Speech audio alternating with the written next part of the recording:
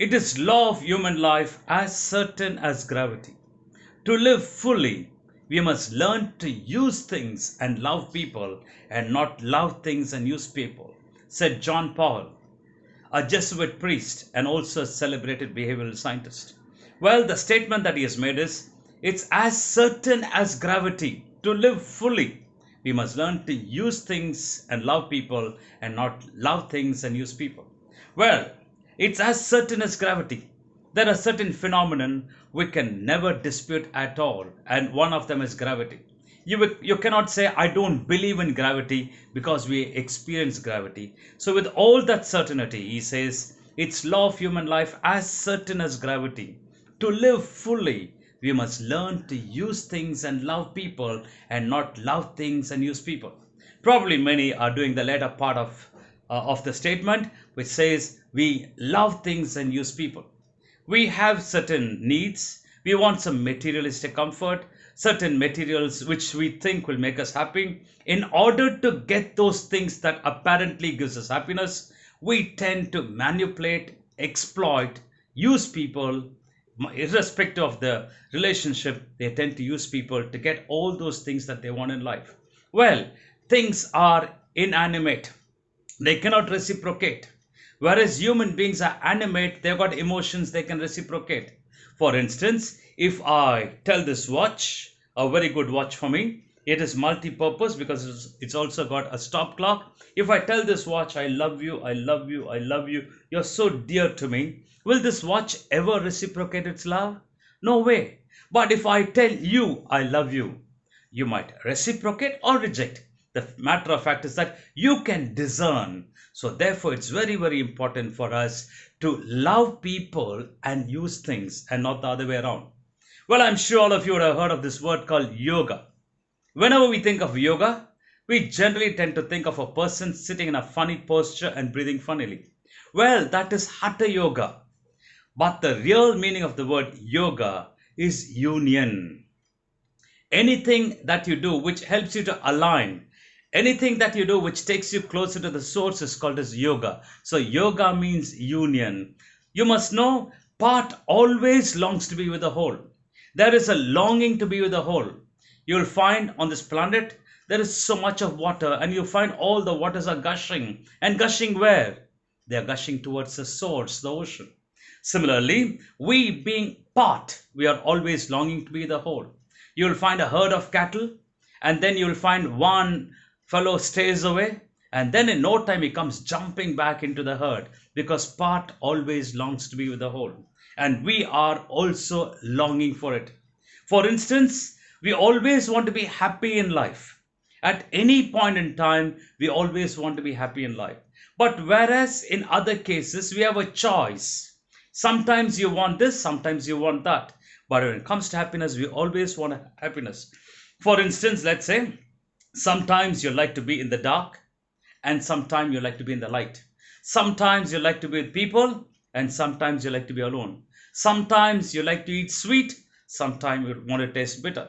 Sometimes you want to listen to fast music, sometimes soft music. That means you have a choice for all these aspects. But when it comes to happiness, have you ever chosen to say, sometimes I want to be miserable? No.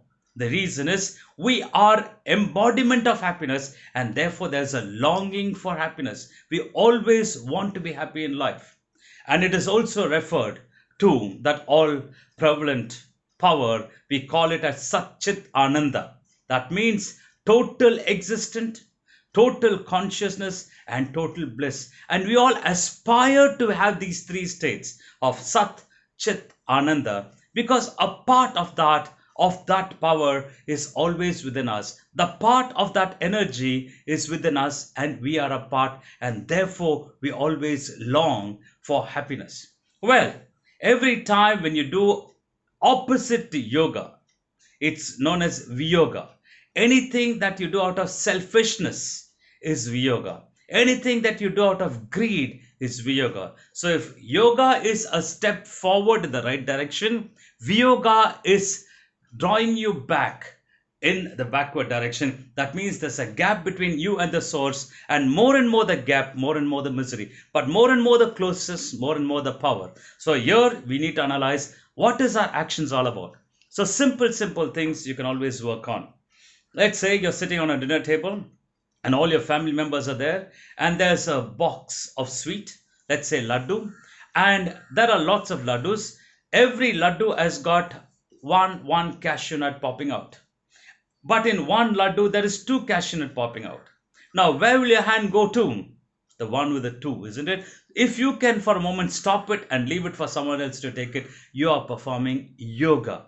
You're going to a washroom, and there you find somebody has opened the tap, and then you also see it's open and you come away, you're performing yoga. But if you can close the tap, you are performing yoga.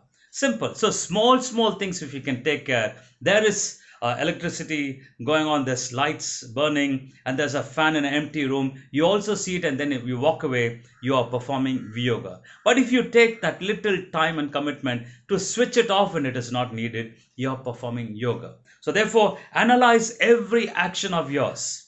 Is it actions performed by yoga or actions performed by yoga? And every time when you increase the action performed by yoga, you are aligning yourself and you're going to receive all that power to live your life. Well, let's take an example. Let's say there are two carton boxes. There's one box over here which is titled Actions Prompted by Selfishness. Another box over here, Actions Prompted by Love. Let's say in a day you do about 20 activities. 15 activities are actions prompted by selfishness, dropped in this box, and 5 activity prompted by love, dropped in this box. And now what's the score?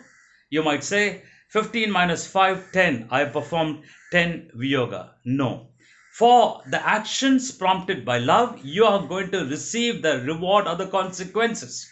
And for the action prompted by selfishness, you are going to receive the consequence. So it really doesn't matter. If you have performed an action of selfishness, you cannot do away with love. The reward for love, actions prompted by love, you're going to get. But the consequence or the reward for selfishness, you're certainly going to get. So it's very important for our own selfish interest. Let us increase the actions prompted by love. Let there be more and more actions prompted by love activities in this love box, and slowly diminish this selfishness box. And then if our life is filled with actions prompted by love, if our life is filled with yoga, that means we are taking a step closer towards the source, and we are connected towards the source, and we are exceptionally powerful. You don't need power from outside at all. It's all about tuning in ourselves. So therefore, let's perform yoga. Yoga is taking the right decision, taking the right step, and performing actions out of love. So let's increase this and see the quality of our love developing. So let's learn to use things and love people, and not love things and use people. So let's take the right decision and move ahead in life. Thank you.